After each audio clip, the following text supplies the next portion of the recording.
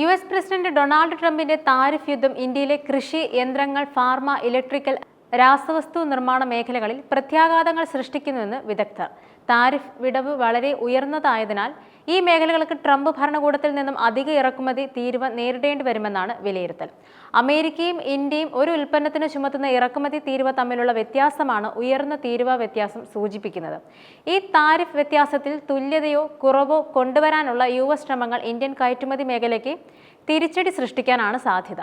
കെമിക്കലുകൾ, pharmaceuticals എന്നിവയ്ക്ക് 8.6%, സ്റ്റിക്കുകൾക്ക് 5.6%, തുണിത്തരങ്ങൾക്കും വസ്ത്രങ്ങൾക്കും 1.4%, വജ്രങ്ങൾ, സ്വർണം, ആഭരണങ്ങൾ എന്നിവയ്ക്ക് 13.3%, ഇരുമ്പ്, ഉരുക്ക്, അടിസ്ഥാന ലോഹങ്ങൾ എന്നിവയ്ക്ക് 2.5%, യന്ത്രങ്ങൾക്കും കമ്പ്യൂട്ടറുകൾക്കും 5.3%, ഇലക്ട്രോണിക്സിന് 7.2%, ഓട്ടോമൊബൈലുകൾക്കും ഘടകങ്ങൾക്കും 23.1% എന്നിങ്ങനെയാണ് ഉയർന്ന തീരുവ വ്യത്യാസം. താരിഫ് വിടവ് കൂടുന്തോറും ഒരു വ്യാവസായിക മേഖലയെ കൂടുതൽ മോശമായി ബാധിക്കുമെന്ന് വിദഗ്ധർ ചൂണ്ടിക്കാട്ടുന്നു. ഗ്ലോബൽ ട്രേഡ് റിസർച്ച് ഇനിഷ്യേറ്റീവിന്റെ വിശകലന പ്രകാരം കാർഷിക മേഖലയിൽ മത്സ്യം, മാംസം, സംസ്കരിച്ച സമുദ്രോൽപ്പന്നങ്ങൾ എന്നിവയായിരിക്കും ഏറ്റവും കൂടുതൽ ബാധിക്കുക. 2024-ൽ $2.58 ബില്യൺ കയറ്റുമതിയോടെ 27.83% കാർഷിക മേഖലയിലെ താരിഫ് വ്യത്യാസം. അതായത് US-നേക്കാൾ 27.83% നികുതി ഇന്ത്യ ഏർപ്പെടുത്തുന്നുണ്ട്. അമേരിക്കയിലേക്കുള്ള പ്രധാന കയറ്റുമതിയായ ചെമ്മീന് തീരുവ ഏർപ്പെടുത്തുന്നതോടെ വിപണിയിൽ ഇടിവ് സംഭവിക്കും. ഇക്വഡോർ, ഇന്തോനേഷ്യ എന്നിവയ്ക്കും US സമാനമായ തീരുവ ചുമത്തിയാൽ മാത്രമേ ഇന്ത്യൻ ചെമ്മീൻ കയറ്റുമതി മേഖലയ്ക്ക് അമേരിക്കൻ വിപണിയിൽ ഭാവിയുള്ളൂ.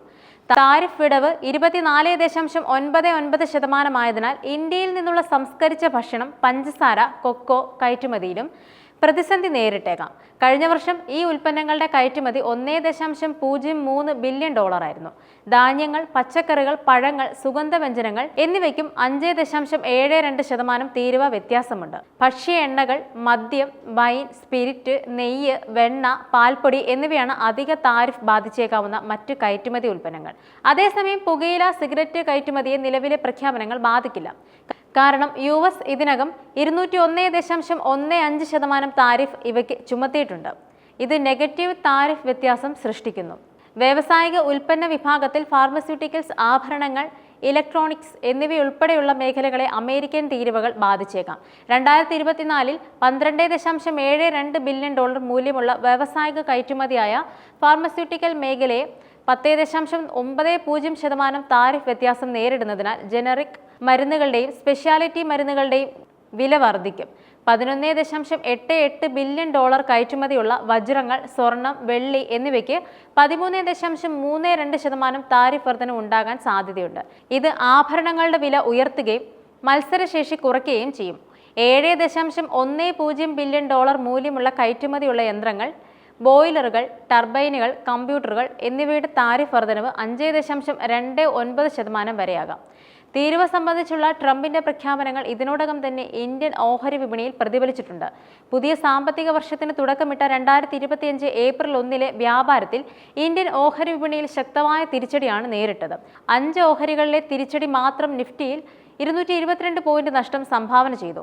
എന്നാൽ ട്രംപിന്റെ പകരച്ചുങ്ക ഭീഷണി US ഉൽപ്പന്നങ്ങൾക്ക് ചുമത്തിയിരുന്ന തീരുവകൾ പിൻവലിച്ച് ഇസ്രയേൽ അമേരിക്കൻ ഉൽപ്പന്നങ്ങൾക്ക് ചുമത്തുന്ന മുഴുവൻ തീരുവകളും പിൻവലിച്ചതായി പ്രധാനമന്ത്രി ബെഞ്ചമിൻ നെതന്യാഹുവിന്റെ ഓഫീസ് അറിയിച്ചു. ഇസ്രയേലിന്റെ ഏറ്റവും വലിയ വ്യാപാര കക്ഷിയാണ് US. കണക്കുകൾ പ്രകാരം 2024-ൽ $34 ബില്യൺ വ്യാപാരമാണ് ഇസ്രയേലും US തമ്മിൽ നടത്തിയത്. US ഉൽപ്പന്നങ്ങളുടെ തീരുവ ഒഴിവാക്കാനുള്ള തീരുമാനം ധനകാര്യമന്ത്രി നിർബറാകാത്ത് കൂടി ഒപ്പുവയ്ക്കുന്നതോടെ പ്രാബല്യത്തിലെത്തും. വിപണിയിലെ പ്രവർത്തനങ്ങൾ കൂടുതൽ സുഗമമാക്കുന്നതിന്റെ ഭാഗമാണ് തീരുമാനമെന്നും പ്രധാനമന്ത്രിയുടെ ഓഫീസ് അറിയിച്ചു. നേരത്തെ US-ഉം ഇസ്രയേലും സ്വതന്ത്ര വ്യാപാര കരാറിൽ ഒപ്പുവച്ചിരുന്നു. കരാർ അനുസരിച്ച് 98% US ഉൽപ്പന്നങ്ങൾക്കും ഇസ്രയേൽ തീരുവ ചുമത്തുന്നില്ല. കാർഷിക ഉൽപ്പന്നങ്ങൾ മാത്രമാണ് നിലവിൽ തീരുവ ചുമത്തുന്നത്. അതിനാൽ തന്നെ തീരുവ ഒഴിവാക്കാനുള്ള തീരുമാനം രാഷ്ട്രീയ ഇടപെടൽ മാത്രമാണെന്നാണ് വിലയിരുത്തൽ.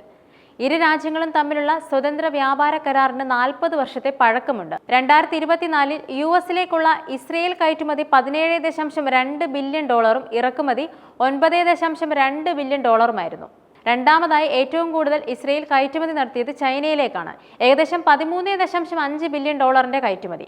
അതേസമയം US-ൽ നിന്നും ഇറക്കുമതി ചെയ്യുന്ന ഉൽപ്പന്നങ്ങളുടെ തീരുവകൾ ഒഴിവാക്കാൻ തായ്ലൻഡ് സർക്കാരും പദ്ധതിയിടുന്നതായി അന്താരാഷ്ട്ര മാധ്യമങ്ങൾ റിപ്പോർട്ട് ചെയ്യുന്നുണ്ട്.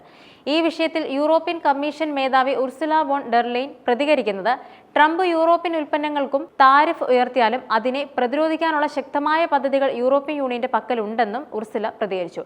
നിലവിലെ പ്രശ്നങ്ങൾ ചർച്ചയിലൂടെ സംസാരിച്ച് തീർക്കാൻ സാധിക്കുമെങ്കിൽ അതിനാണ് തങ്ങൾ മുൻഗണന കൊടുക്കുന്നതെന്നും അവർ കൂട്ടിച്ചേർത്തു.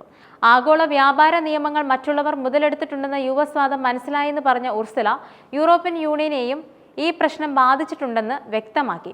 യൂറോപ്യൻ യൂണിയനെ പോലെ തന്നെ അമേരിക്കയും വ്യവസായവൽക്കരണം പുനഃക്രമീകരിക്കണമെന്ന് ആഗ്രഹിക്കുന്നുണ്ടെന്നും അവർ പറഞ്ഞു. താരിഫുകൾ അതിന്റെ ഉപയോക്താക്കളുടെ മേൽ നികുതികളാണെന്നും അവ പണപ്പെരുപ്പം വർദ്ധിപ്പിക്കുമെന്നും അമേരിക്കൻ ഫാക്ടറികൾക്ക് ഉൽപ്പന്നങ്ങൾക്ക് കൂടുതൽ പണം നൽകേണ്ടി വരുമെന്നും അതുവഴി ജോലികൾ നഷ്ടപ്പെടുമെന്നും ഉർസുല കൂട്ടിച്ചേർത്തു.